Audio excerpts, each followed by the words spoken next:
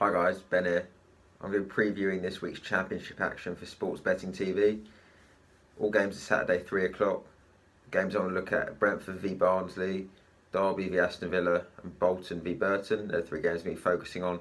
It's the first game, Brentford v Barnsley. The Bees have been amongst the league's most best performing sides this season. They've been poor at key moments though. They dropped too many points from winning positions. I think the figure now stands at 21 points dropped from winning positions this season, which doesn't need any explaining. It's poor, really. It's something.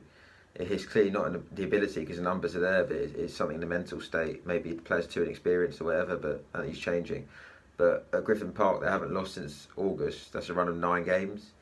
They've scored at least 3 goals in 3 of the last 4 at home, and again they've scored at least 2 goals in 7 of the last 9 in the league. So they are great going forward. They've got the likes of Ollie Watkins, who signed from Exeter, who's proved a revelation. Sergi Canos has just returned. He's had massive quality to their side because they were lacking goals. They do lack a striker. Since they lost Scott Hogan in January, Lasaviba did step up the second half of last season, but he hasn't quite done it this season. Neil Maipai came in the summer, scored a few goals, but he hasn't really hit the ground running, so that's something they need to look at. They've got a striker coming in January, I believe. Barnsley, their opponents, they travelled to Griffin Park. They conceded 3 goals in their last 3 league games. They're not in great form at the minute. They haven't kept a clean sheet on the road all season, in fact. Paul Heckingbottom is doing a fantastic job there when you consider resources. In the last 18 months, they lost a wealth of players, including key players in the likes of Conor Hourihane, Sam Winnall, to name a few. The Exodus period's coming up, and this, in a seriously tough time, it could be, limited resources start to take its toll at Oakwell. It's a congested fixture list, and they have got a small squad. Like I've said, they've got limited resources, and they lost a lot of players. The bet I was drawn to here was over 2.5 goals. Barnsley haven't been keeping clean sheets. They've got some good players going forward, like Harvey Barnes can cause problems.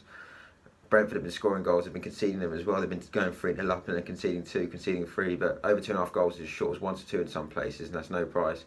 Brentford to score more than 3 goals, 3 or more goals, is 7 to 4 at Betfair. That's pretty worth noting. The bet I like is Brentford with a -1 start in the Asian handicap with a 188 bet. This sees our bet refunded if they win by the single goal, and a winner paid if they win by any larger margin. Brentford have been scoring for fun. Barnsley have been conceding for fun. Brentford should edge this, you'd think, and if they do it comfortably, like they can do with the goals they've been scoring, with the quality they've got, then we get a nice price here.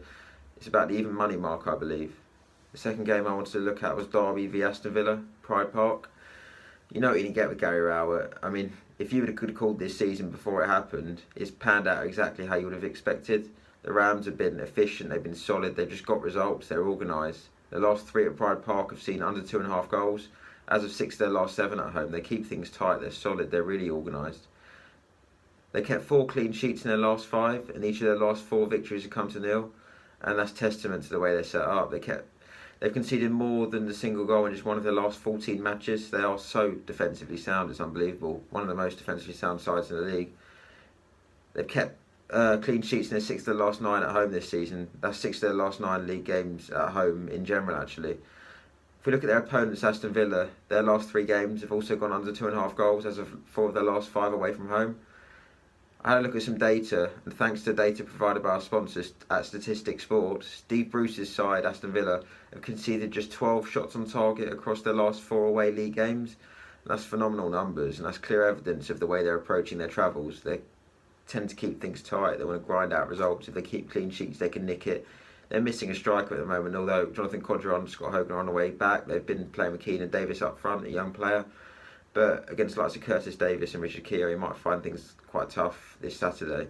If we have a look at Derby's numbers, according to our sponsor again, Statistics Sports, the Rams have conceded just 13 shots on target across their last 6 league matches.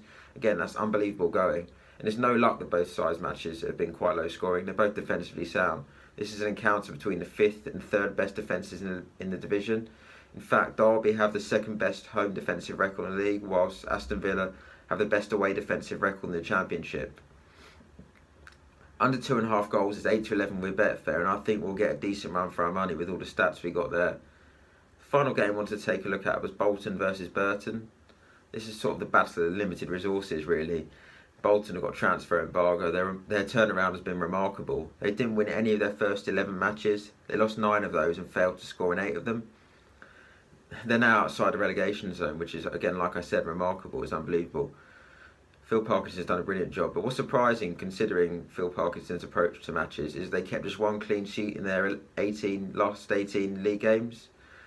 Much of their turnaround in forms come down to the return of Josh Vela and Sammy Amiobi from injury. Amiobi's provide quality in the final third. He's direct. He scored some absolutely brilliant goals. And Josh Vela's sat in midfield. He's helped them keep the ball. He's helped them build some attacks. The addition of Carl Henry also can't go not noticed. It's been brilliant. He's a solid seasoned professional, and he's added some leadership and some good qualities needed in the league. Question marks can be posed to Bolton when it comes to the onus being on them. They failed to beat both Preston and QPR, who are sort of more conservative in their approach. They like to be organised, keep things tight and be more quite direct in their approach. Bolton failed to win both those matches. Bolton host Burton. Burton Albion under Nigel Clough have won just one game in their last 14. After last season's miracle staying up with such limited resources, they're struggling big time. But their form on the road has been better than it seems. They've only lost 2 of their last 6, and they've only conceded more than a single goal in one of those. Shows they're capable of keeping things tight. They, again, like you'd imagine with most teams down at the bottom, they're not going all guns blazing at teams, although they have done it at Pirelli. That's not been the case this season. They've struggled. But anyway, on the road, they're capable of keeping things tight. That's what they've aimed to do. They've held out to at least half-time in 8 of their last 10 league matches. So I think we can expect them to set out to do so again. Like I said, when the onus is on Bolton, they can struggle. They like to be quite direct and play on the counter-attack as well. Phil Parkinson spoke after they lost to Nottingham Forest about the importance of the legs of Will Buckley. But if they are playing against a deep defending Burton side, which is likely to be the case, then they might struggle. I read an article in the Burton Mail earlier today which suggests that Nigel Clough may opt to play with a pragmatic 4-2-3-1 formation.